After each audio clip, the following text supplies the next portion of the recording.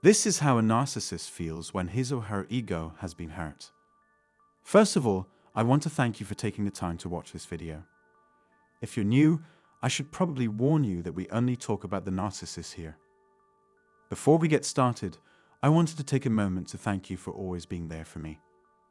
Most of the time, people with narcissistic personality disorder don't feel bad emotions like anger. A chemical imbalance or a head injury could be to blame. But narcissistic fury includes a wide range of actions, from explosive outbursts and sudden fits of anger to passive-aggressive actions like building up resentment.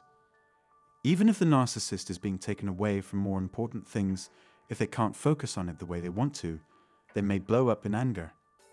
Narcissists can be very mean when their wants and needs aren't met, or extremely passive-aggressive. It's sad to watch as their idea of themselves falls apart right in front of their eyes. So how can this be if narcissists care most about how they look to other people? And now I would like to talk about how narcissistic injury affects the narcissist. What do they think about that if that's the case? Where do they make mistakes? There are several different kinds of narcissistic wounds that can happen. At each crossroad, there are many different ways things could go. But I'll talk about the worst narcissistic injury and how they might deal with it. Narcissistic wounds, also called wounded egos, are emotional traumas that hurt the narcissist's pride and sense of self-worth. This is what they always say when their made-up identity is threatened. How a narcissist acts depends on how badly they were hurt. Still, the same pattern of behavior can be seen, no matter how bad the injury is. For simplicity's sake, here's how a narcissist usually acts after a narcissistic injury. The shame they've felt is quickly pushed aside by the burning anger they feel inside. It makes the narcissist fixate on getting even. No matter how bad the wrong is, narcissists can't forgive it. They've reached a point where they can't even act like they're tolerant anymore. So it doesn't matter if they say they have or not. They're already planning how to get back at you.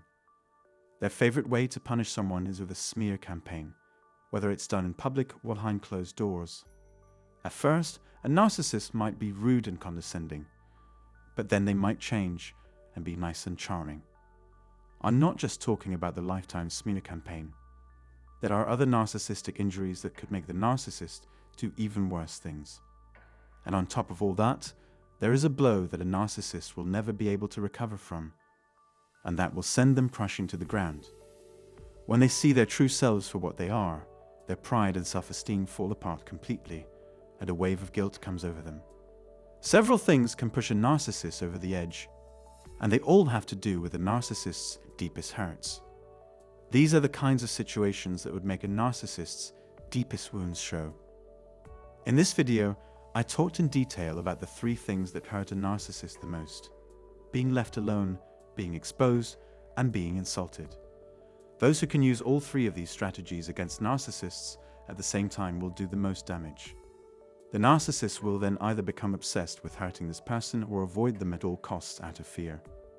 If it's the second, a simple look at the person who hurt them might make them let their guard down. Narcissists can't hide the fact that they don't like the other person anymore, so they have to say it. The best thing would be if they could just kill them. Narcissists and other people with extreme personalities feel the effects of a narcissistic injury the most.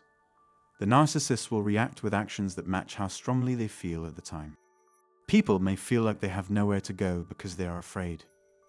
Even if they admit fault and get help in the end, they are more likely to run away and act like nothing happened, which rarely succeeds. If their hatred for their victim is too strong to explain away, narcissists may do things like curse or hex them, or even hire a hitman to kill them.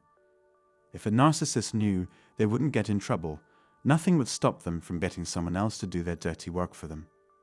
When a narcissist is hurt, they start to show who they really are. They might play the victim card to get you to feel sorry for them. But that's just a trick to get you to pay less attention to what they really want. But if you know what you're doing, you can figure out what's wrong and figure out how angry they are. They will tell you the truth about everything.